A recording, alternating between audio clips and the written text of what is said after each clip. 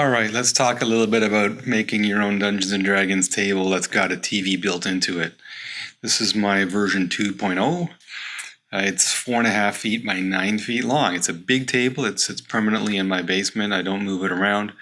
There's a few things I've learned from making my first table that I like here, and there's probably some more changes that I would make if I was building this again. So my first table was an IKEA table that I had converted. Was my dining room table that had the top that opened up and you could put more leaves in, and I just took that off, put a new top on, cut a hole for my table, essentially. And it worked pretty well. It was, I had a Samsung OLED TV that was actually something I bought that had some burn-in and things, so I figured I'd use that. First of all, I wouldn't use that TV because OLEDs get very, very hot. They're not meant to be facing down flat like that, and it kind of warped my plexiglass sheet on top of it, so that was not a great idea. The other thing was I used MDF. Half-inch MDF wasn't perfect. It was a little bit too thin, and MDF isn't really the kind of material. It's a little bit flimsy. And so I ended up eventually building this when I moved homes, and I made some changes to how I did things. So the first thing I did is like I said, it's 4.5 feet by 9 feet long, 55-inch TV in here, and the TV is actually not centered. The TV is off to one side here, and that gives me more room for the DM or whoever's there, whether it's me or someone else. And it gives you room for laptop. I have a secondary screen that I use. I have my DM screens, my books, all that kind of stuff. So I have more space. So, if you're doing that, think about that. Think about giving the DM a little bit more space. The other thing was that after my first table, my players said, look, we need a little bit more space on the sides where the TV is. And they wanted just enough space for a character sheet or a book. But the character sheet, 8.5 by 11. Well, if you've got 11 inches there, that would be perfect. If not, again, it depends on what kind of space you have. Maybe you go with a smaller TV and give yourself that space. Who knows? So instead of that OLED TV, some things to think about now is I bought actually a TCL. This is a budget brand TV. Hisense also makes great TVs. This is a 4K TV. The reason I like them, twofold. One, they're inexpensive. They're still great TVs. And they tend to be fairly thick. And because of that, in terms of lying them down, they're pretty rigid. And they're usually flat on the bottom, which means when you mount them underneath, they are a little bit easier to mount. I would also suggest maybe avoiding the cup holders and all of that kind of stuff. Some great things I've seen, and I love the stuff that I've seen that other people have done. But like I said, space is a premium. You want room for books, you want room for junk food and dice and everything else. And so those things tend to get in the way, and they make it a little bit difficult.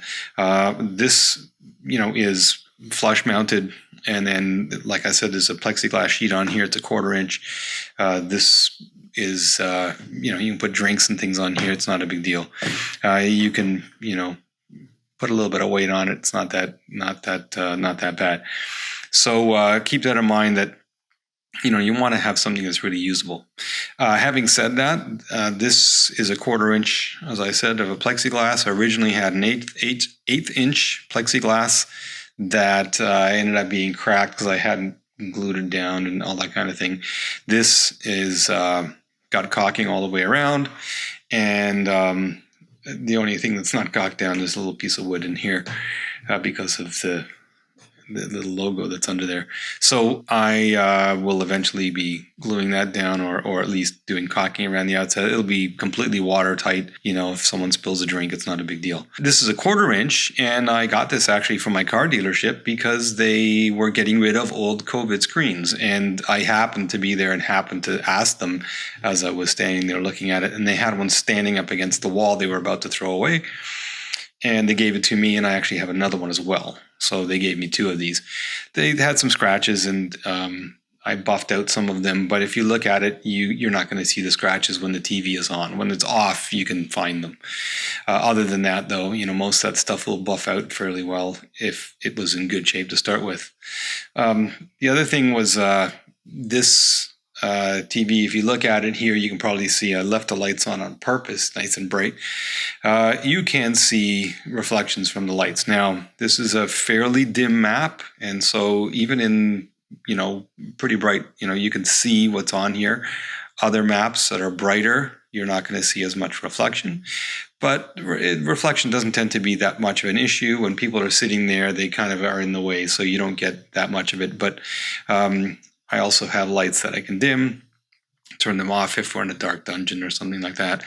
But I also did buy a film that goes on top of this, and spent a lot of money, sent away for it.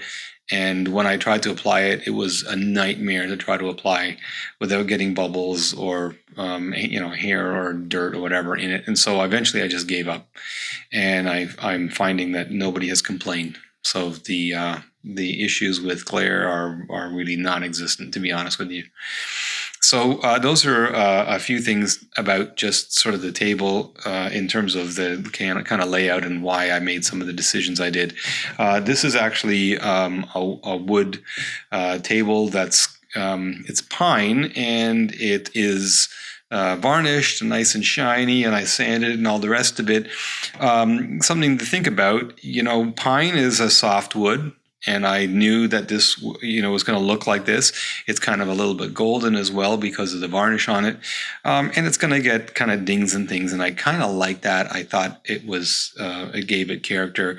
And over time, it's going to, look a little bit beat up. But I'm totally fine with that.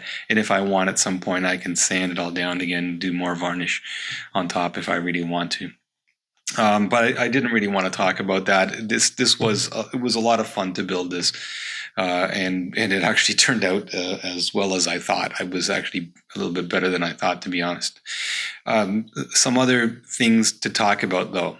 When we run our games, this is in my basement. We use Roll20, and one of the reasons I use Roll20 is because when I'm DMing, I use my laptop, and I have an additional screen, so I'm actually not controlling the TV. I have someone else come, one of my players, with their own laptop. They connect through an HDMI cable to the TV. They go to Roll20, and I have a token on Roll20 that has sight.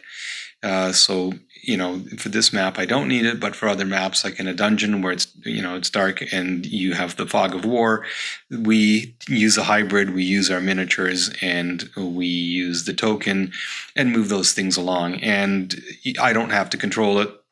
If they're walking in a dungeon, then you can move the map and you can move the token, and we can move the miniatures as we need. So that actually turned out really well, and it takes some of the onus off me to control all of those things.